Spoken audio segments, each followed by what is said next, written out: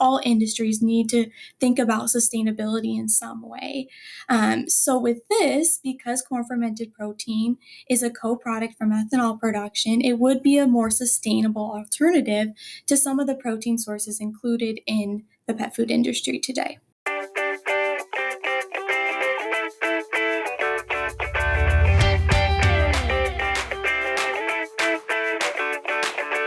Hi everyone, and welcome to the Pet Food Science Podcast, where we seek to discuss current research and how it may apply to innovation in the pet food industry.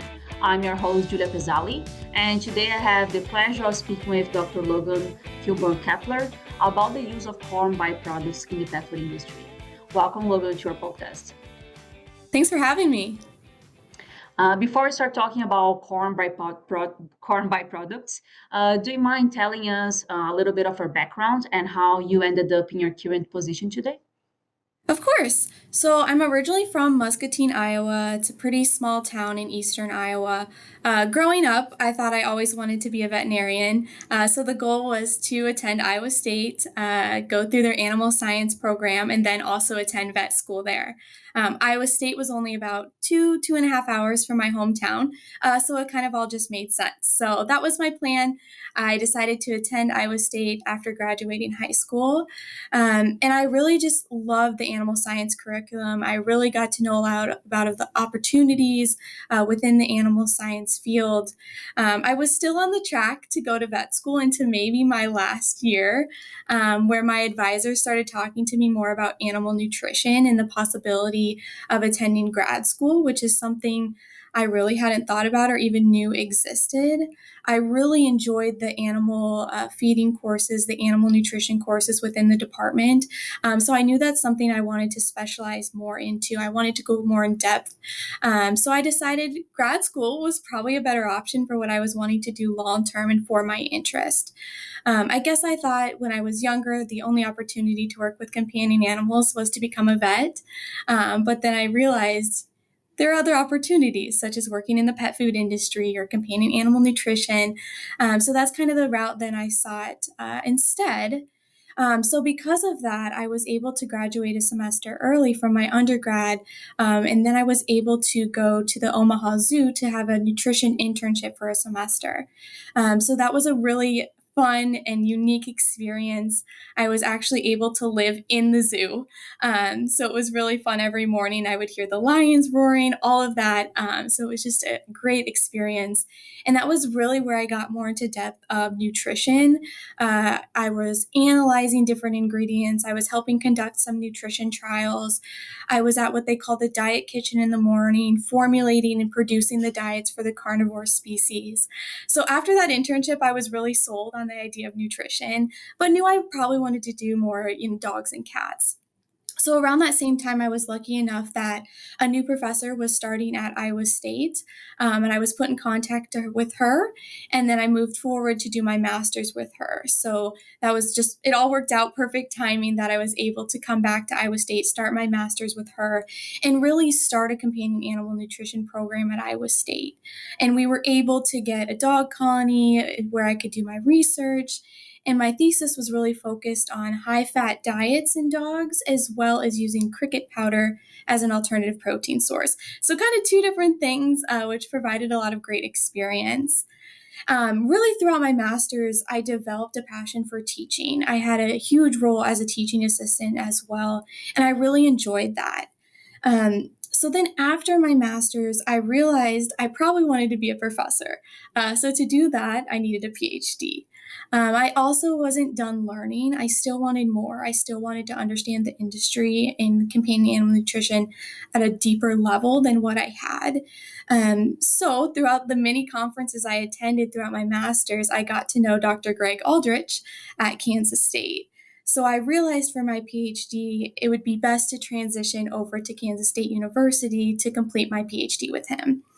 And overall, that provided a lot of new opportunities. A lot of doors have opened since attending Kansas State through conferences or working with companies, whatever that was.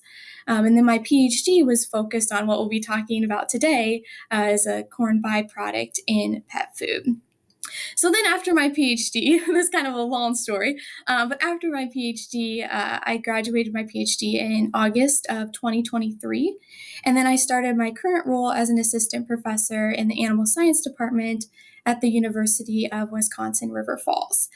So I've been here since last semester, so just starting my second semester and learning a lot, but really enjoying it as well. Leading pet food manufacturers, renderers, and ingredient suppliers recognize that Kemin is assurance. Every day, they deliver specialized expertise, innovative products, and unrivaled support through the pet food and rendering value chain. From oxidation control and food safety to palatability and nutrition, all the way through a suite of tailored services that allow you to feel supported from start to finish to ensure you're getting the most from Kemin ingredients. That's why every step of the way, Kemin Nutriassurance is your partner in pet food and rendering ingredients. That's awesome, Logan, and is very good to hear when you have something planned in life. I always realized early on that you want to be a professor, and then it happened. That's for sure is not the case for me. I don't think I ever thought I'll be in the position I'm today, but I'm very glad I did.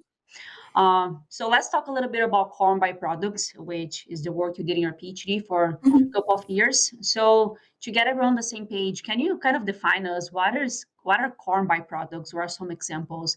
And out of those, which ones we use the most in the pet food industry, and which ones we still they haven't not reached their full potential? Right. So I think first of all, we probably want to define what byproducts is. So byproducts can really be defined as what we would call a secondary product made from the manufacturing of something else. That something else then would be the primary product or the goal, what we're trying to produce. So then a corn byproduct would then be a secondary product produced during the process of converting corn. So that would be the initial substrate, converting corn into that primary product. So then really corn as an industrial input can be processed by either wet or dry milling, and that will produce the variety of our corn byproducts, or I like to call them co-products. So that will produce a variety of our corn co-products. Typically, our corn co-products are more widely used in ruminant feeds or livestock feeds. It's really due to their elevated fiber content, their incomplete amino acid profile, and they also have a pretty high nutrient variability. There are some corn co-products that are included in pet food today. However, their inclusion is really limited. But I would say the most common corn co-product used in the pet food industry is going to be corn gluten meal. So corn gluten meal is going to have a pretty high protein content, about 60 to 75% crude protein, which can be utilized then as a protein source in pet foods. Yeah, and one thing that amazed me about corn gluten meal is that it doesn't have gluten. I'm gonna change the name, but I'm not aware if they already did. But so one of those co-products as well, I think, from ethanol production are the distilled dried grains. Mhm. And looking at the AVCO book, we have 9 definitions of distilled products. Maybe from the corn perspective, which are the most common corn distilled products that we get and we could use in the diets of dogs and cats? Right. So, like I mentioned, corn can be processed through wet or dry milling, and we're going to get more of our traditional distillers dried grains from our dry milling process.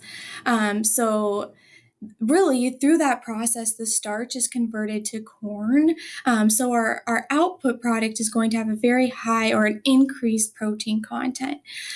So from this we typically is where we're starting to see our distillers dried solubles, our condensed distillers solubles, and then our distillers dried grains with solubles. So we can get a variety of different ingredients from that process. So when you say distiller dried grain with solubles and without, what are the main difference between those? Right. So I'll kind of give you a brief rundown of the process of how corn is converted to ethanol, and that's where we're getting these byproducts. So, for a brief explanation, the grain, most commonly corn, is first ground to a fine granular consistency, which will help expose that starch within the corn kernel. This dry corn meal will then be mixed with water to create what we call a mash. The mash will be heated and different enzymes will be added to this mash to convert the cornstarch to more of our simple sugar, specifically dextrose. So with that, we also will add yeast to this process. And yeast is what's consuming the dextrose then to produce ethanol. So once this fermentation is complete, once the yeast utilizes this dextrose, the remaining mixture will then be transferred into what we call distillation columns, where our ethanol, that's our primary product, will be separated from the remaining stillage. This stillage then is centrifuged to separate the solids and the liquid portions. The solid portion is what we are calling the distiller's grains, whereas the water is then evaporated from the liquid portion. That's going to result in our solubles. So these distillers' grains and the solubles can remain separated and utilized as separate feed ingredients, or they can be blended together to produce what we call our distillers' dried grains with solubles. That combination is then dried, and that's where we'll get our dried distillers' grains. Good. And this dry distilled grains with solubles is the one that you worked more a little bit in your PhD or compare with. So, what are some of the nutritional composition of the DDGS, which DDGS we're gonna call here, and compared to other traditional plant or animal sources that you include in pet diets? And if you're gonna kind of include DDGS, which other ingredients would replace it with? Right. So overall, the protein composition and really the nutrient composition of our DDGs is really going to vary. It's going to vary based on our input grain, so the corn that we're inputting to produce ethanol. It's also going to vary based on the processing method. But overall, we can typically use a range where these DDGs will contain, maybe 23 to 36% crude protein. So again, it is a pretty high protein content to utilize as a protein source. If we compare that, though, to some other protein sources utilized in the pet food industry, it's also going to have a higher fiber content. So that comes into play regarding nutrient digestibility. So that's something we need to consider as well. And maybe one of the main differences when we're comparing our DGGs as a protein source to more of our traditional protein sources. And throughout my work, we weren't necessarily looking for a one-to-one substitution. We weren't trying to take DDGs and substitute it for, a specific ingredient completely. It wasn't that one-to-one substitution. We weren't meaning for it to solely replace another protein ingredient. Rather, we were hoping to use it as a combination where it's maybe replacing a portion of some ingredient. And that really corresponds to the pet food industry as a whole anyways, that there's going to be multiple protein sources included in a pet food generally. So we're not trying to say this is the sole protein source, this is the only protein source. We need to add different protein sources to really complement it. Yeah, and this complementing ingredients is what the best way to achieve that protein quality and the ratio of amino acids usually. So animal protein, plant-based, and they complement each other very Mhm. well. So out of the studies that you did with DDGs, would you mind telling us kind of the inclusion rate that we include in those diets for dogs and cats? And what are some results that we got? I assume you did a parent total tract digestibility and some palatability studies. So if you don't mind sharing those results with us. Right, yeah. So for as far as my project, we were really calling it, I guess, phase two of evaluating a specific ingredient. And the specific ingredient I was evaluating, we were calling corn fermented protein, which is what we consider an enhanced dry distiller's grain. So that's kind of where we started our basis is, let's look at what has been done in our traditional dry distiller's grains. What are some pros? What are some cons? And then how can we build off of that for today's pet food industry? So we discovered that we were calling it phase two as a previous student in the lab at Kansas State had analyzed the same product in more of a phase one, an initial phase, where they were using an inclusion rate of about 25%.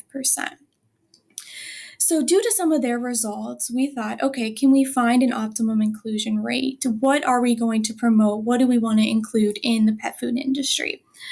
So, my first study was really evaluating increasing inclusion levels of this corn fermented protein. So we were evaluating a 0% inclusion compared to a 5, a 10, and a 15% inclusion in exchange for soybean meal. So that was the initial study that we started, and we were just trying to see what would be the max or how much could we include. We really learned from phase 1 that 25% was probably too much, as it decreased the nutrient digestibility. So we were trying to see where's the sweet spot, where is that recommended level. And really for that, we did see that there was an increase in our dry fecal output with the 15% inclusion compared to our 0, our 5, or our 10. But we did see that the 10% inclusion was similar to our lower inclusion levels. And we really saw about the same thing when we were looking at digestibility. So if we were looking at the digestibility, we saw similar results for up to the 10% inclusion, but we started to see a lower digestibility with that 15%. Lower, I mean about 2%. It wasn't a huge difference, but there was a statistical difference there. So we kind of based that on the fact, okay, 10% might be that optimal inclusion range. So we also decided to test these values for palatability or preference. Do the animals like the diets? Will they consume the diets willingly?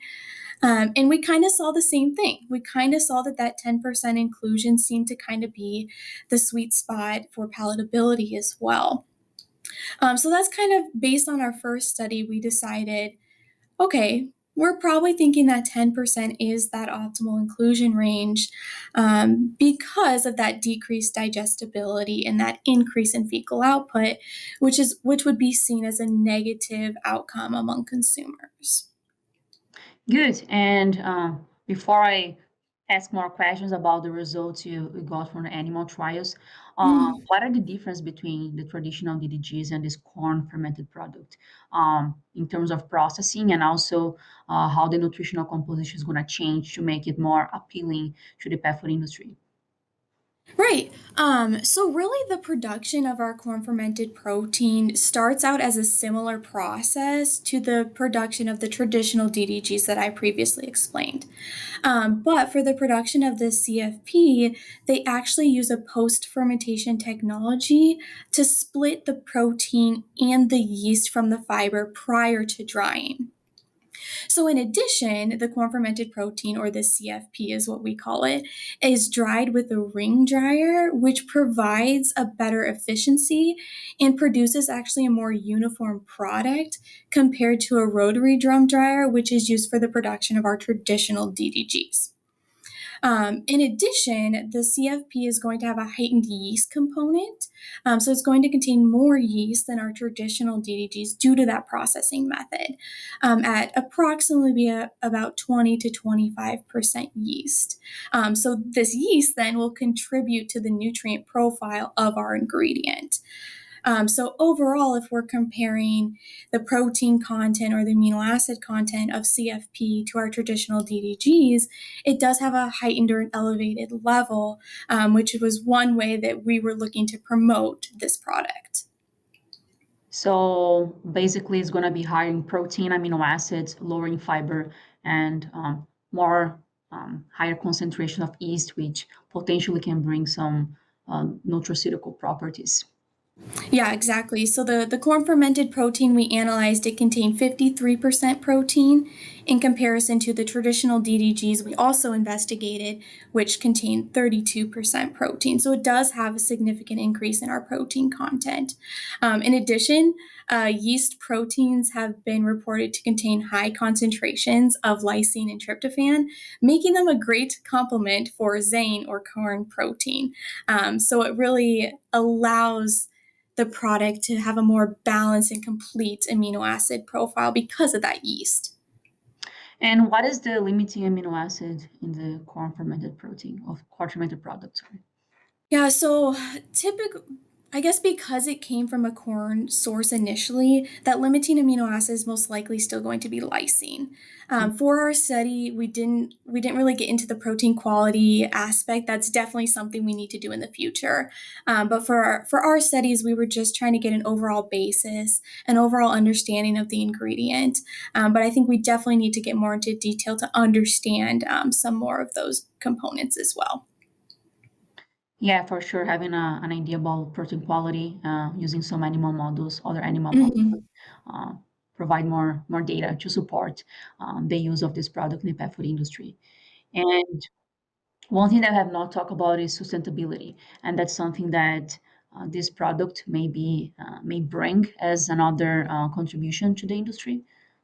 Yeah, of course. So that was another aspect for this ingredient. I like to say that the pet food industry was sustainable before sustainability was really cool. And I've heard a lot of other people say that in the industry as well. And it's something that really honed onto me. And I was like, wow, that's correct. Meaning that the pet food industry was using a lot of what we would consider waste or byproducts from human food production. Um, but since then, due to consumer demands, the pet food industry has kind of gotten away from that. So they're using less of these waste products or these byproducts and actually using some ingredients that can compete with the human food industry. So the pet food industry started as more sustainable, but due to these consumer demands, they're shifting to becoming less sustainable products due to the consumers and what pet owners are wanting in the market. So I thought it was really interesting because sustainability is something that I find interesting. I think that all avenues need to try to support sustainable products. All industries need to think about sustainability in some way. So with this, because corn fermented protein is a co-product from ethanol production, it would be a more sustainable alternative to some of the protein sources included in the pet food industry today. Yeah, and I like what you said that pet food industry are sustainable before it became a hot topic. And I think one of the challenges is in the industry, we are in a point that some, not everyone, but some industries or companies, they let the consumer tell them what to do, and not the Mhm. experts have the voice and tell what your pet needs. So there is also sometimes some, I would say, misconnection in what is important and what is able to sell. But Right, it's challenging, yeah, and I understand, I mean, to be successful, they have to sell products, and to do that, they have to listen to the consumers, but I think, we as educators, being at universities, doing the science, the pet food companies are doing the research, we need to be able to promote that and make that more accessible to the reasons to why we're including certain ingredients, and that's easier said than done, we've been trying to do that for years, but I think it's something that's becoming more accepted as we've moved through the industry and as more research is being conducted. So I think we can get there. It's just going to take some time.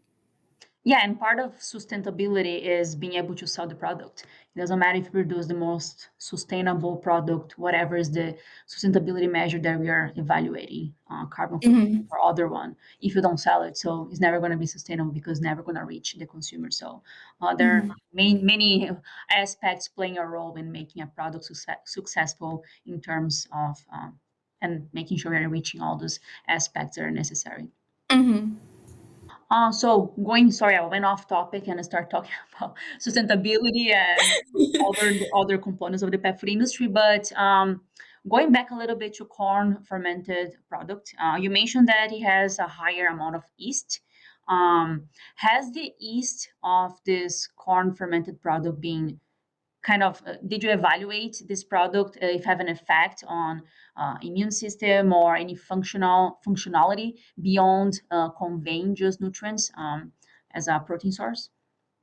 Right, yeah. So for this specific study or studies that I've conducted on corn fermented protein, we assessed it starting as a protein source and trying to just understand the digestibility, the acceptability of the source.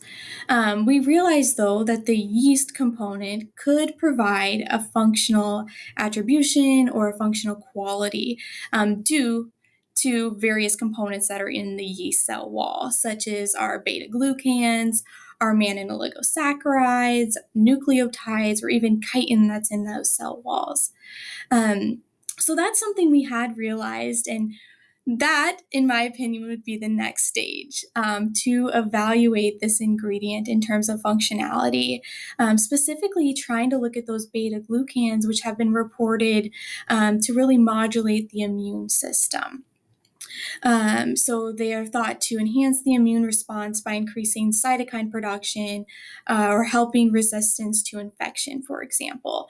So I think that would be something of interest in the next project is there a functional component in the yeast? Do we need to further purify the yeast in this ingredient to get that response?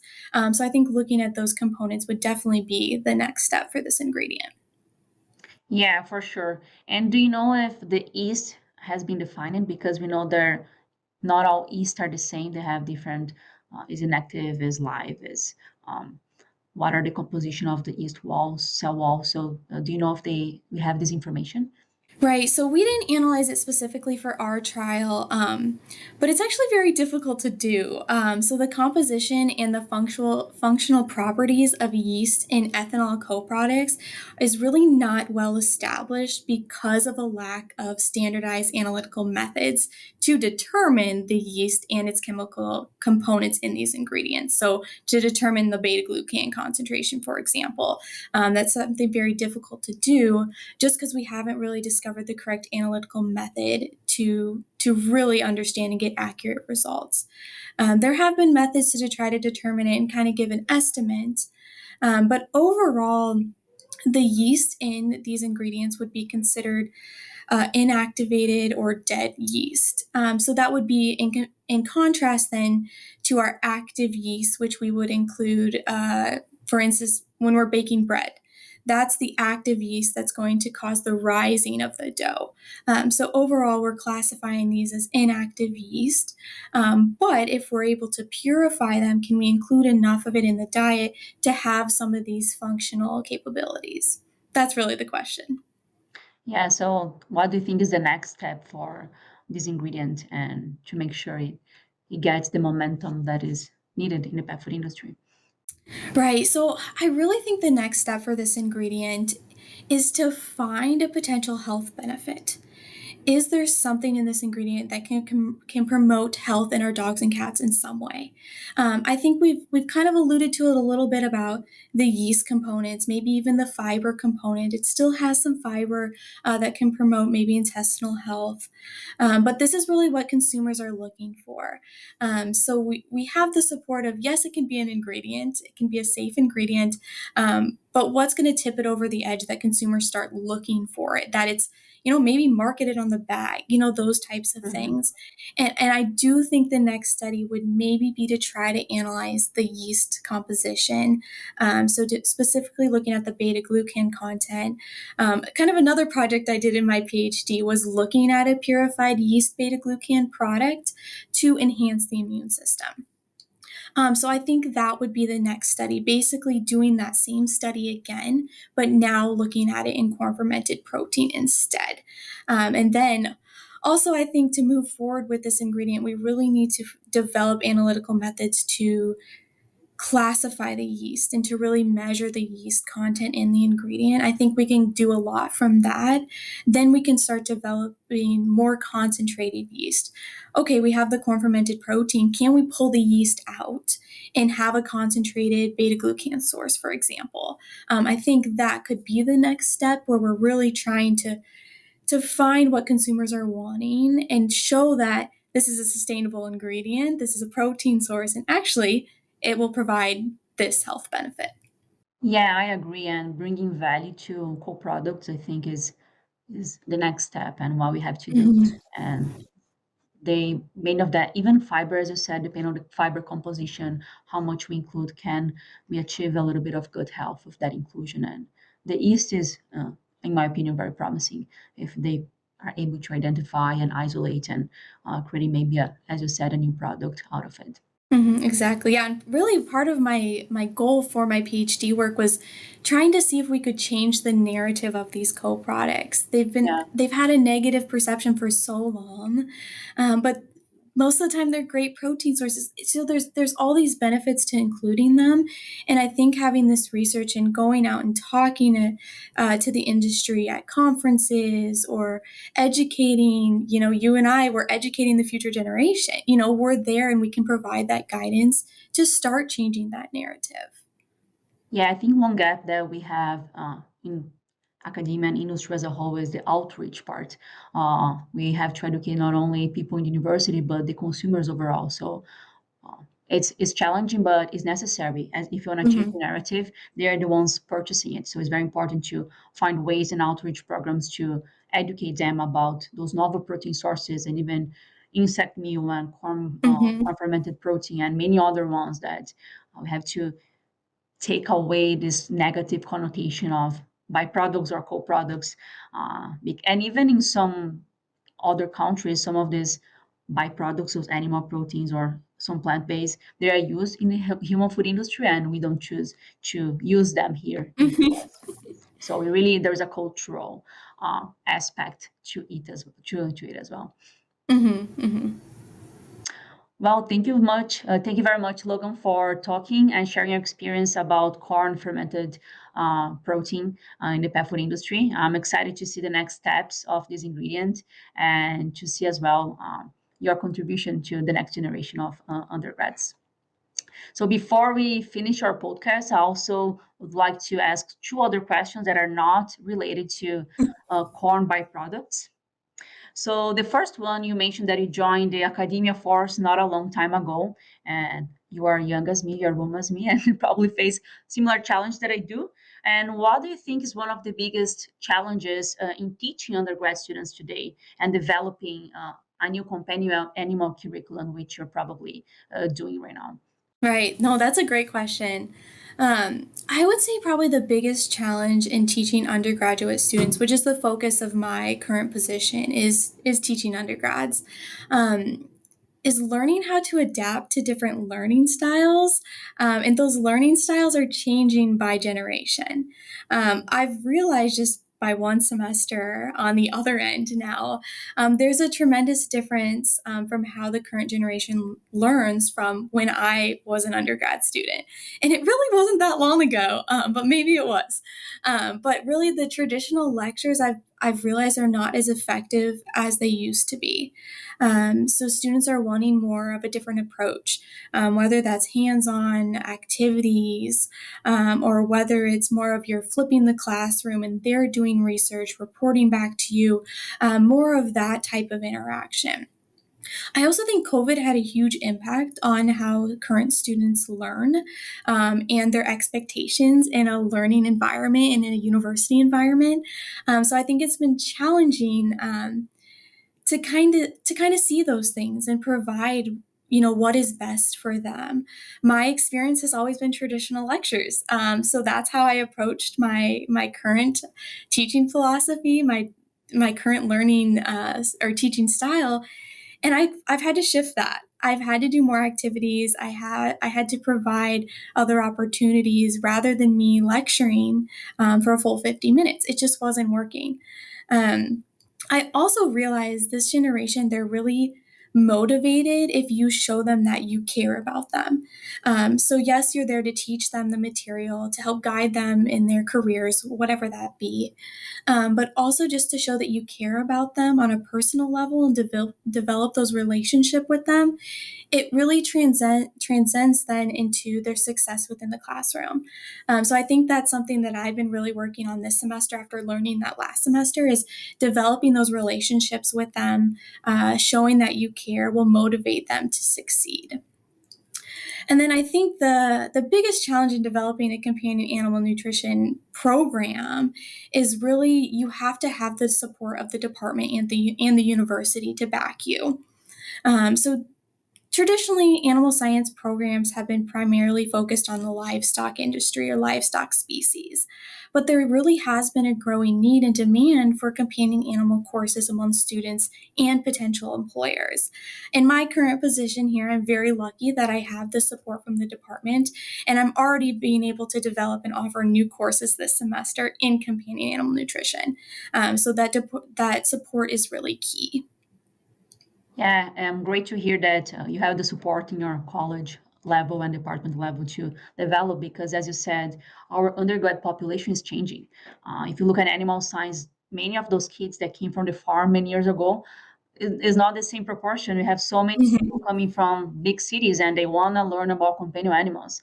And in some Mhm. undergrad programs, it's 80%. So you're not going to be able to convert all that percentage to vet school or to livestock. Mhm. So you want to make sure we are providing also the education that they need and to support the industry that we have. And we have a high need also to employ qualified people. So and they have a need and they want to learn, so there is a need on both sides. So I think there's a huge opportunity in academia to develop those programs and for us to advocate for the importance of it in and yeah, because it can be challenging sometimes.